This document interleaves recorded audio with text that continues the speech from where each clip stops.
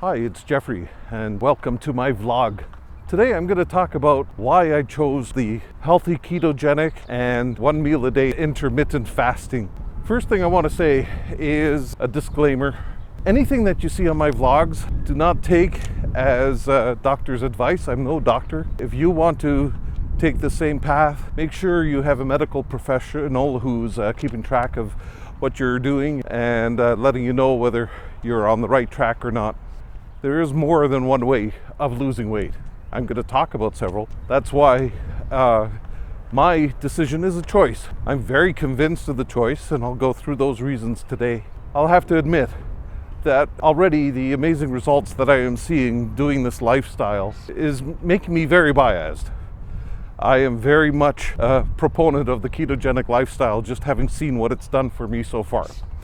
It's certainly something that I encourage you to try. Let's go through a history of what I've been doing. If I go way back, even in childhood, my weight was always an issue, and my first real effort in terms of losing weight was in my late teens, and that's when I chose to starve myself, basically by immediately reducing my portions to half. And I think I did that for 3 or 4 weeks, and I lost a lot of weight, but I was young then and very resilient, so it worked very well. It didn't feel great, definitely not great, but I did it, and thereby I actually know what my normal weight should be. I gained it all back. Does anyone know what yo-yo dieting is? I'm an example. I had further attempts. One of the things I tried, because my father was an example, he would often fast for a week or longer. I think the longest fast, and this would be a water fast, like drinking only water, no food intake or supplement intake at all. The longest fast that I did was 12 days, but it didn't help much in the weight loss because your body goes into starvation mode. I've had the benefit of having witnessed my father being very nutrition conscious, so I already understood quite a bit about nutrition even when I was young. But my later attempts at losing weight was following the Atkins diet. I read the books, and Atkins was very clear on nutrition and the importance of nutrition and pointing out what you should take and what you shouldn't take. I really became educated in what nutrition is and proportions, what the standard American diet says are proper proportions for protein, fat, and carbohydrate intake. So I had very good success with the low carbohydrate diet. After maybe 4 or 5 weeks of doing Atkins, I would give in. I'd have these cravings that I couldn't solve, and so I finally gave in and started eating sugars and starches again. Those experiences that I had with the Atkins diet really taught me a lot about low carb dieting.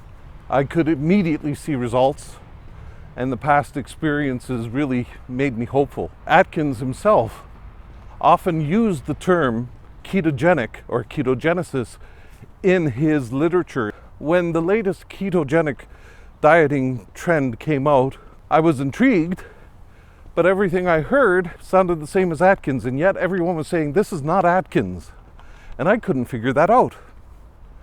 So eventually, after doing a lot of research, I finally realized what the key difference is in what they now call the healthy ketogenic diet. The healthy ketogenic diet, contrary to Atkins, emphasizes only moderate intake of proteins, whereas Atkins said proteins is what you need to turn to, and that's what's going to make you full. What the ketogenic diet does is it says, no, you take fats and only moderate protein intake. And you do that, the fats become your body's fuel. You train your body to burn the fats rather than the sugars. And that was an eye-opener for me. Once I understood that, I started making plans to get going. What was also interesting is the same proponents for the ketogenic diet were very much encouraging people to start doing intermittent fasting, and particularly 1 meal a day. I right away considered that as well. And one of the key things about what the current proponents are saying is You want to reduce inflammation. Your excess weight is evidence of inflammation. So the whole idea behind the intermittent fasting, and also the ketogenesis in a lesser way, but definitely the intermittent fasting, is to help reduce all the inflammation in your body. I started thinking, yeah, well, I have a little bit sore knees and sore heels and stuff like that, so that makes sense too. So I decided to do both, but I started planning in seriousness in February. Late February, I bit the bullet and started the ketogenic diet, and I decided 2 meals a day. So what I did is I made myself a breakfast but stored it with my lunch, and then I slowly made my lunch later and later until about 3 weeks into the diet. So around mid-March or so, I was truly eating 1 meal a day. And they were right. They said that if you train your body to find its fuel on the fats that you take in rather than the carbs, then you're not going to have hunger pangs. They were so right. So one of the things that I discovered was I learned how to monitor my blood sugar levels, and I'm going to talk about that in many more vlogs because it's very interesting.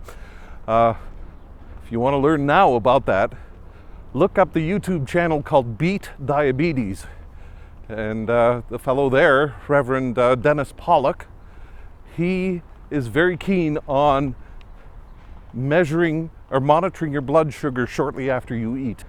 And he and others have pointed out that taking in proteins will actually cause a moderate insulin spike as well. And that's why you want to avoid taking in too many proteins.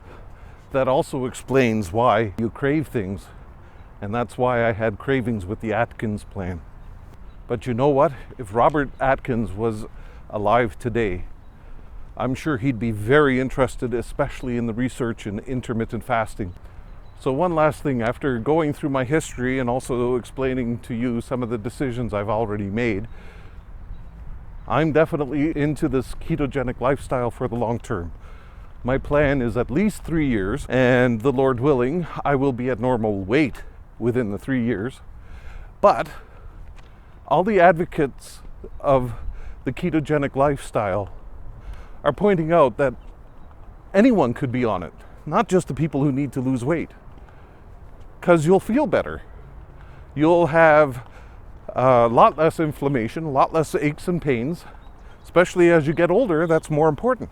Right now, given how I feel and how I'm not hungry when I don't have to be, I could definitely live this way for the rest of my life. I find this very interesting. The reasons that these doctors are pointing out that this is worth a try are very compelling. So I highly encourage you to do lots of research. For me, YouTube was a very good website to go to look up the ketogenic lifestyle. And also, if you use the keyword diabetes, because a lot of diabetics are choosing to go keto because of the massive changes that they see, you'll definitely find real good information about it. This is Jeffrey, worshiping Him in all my strength. To God be the glory. Goodbye.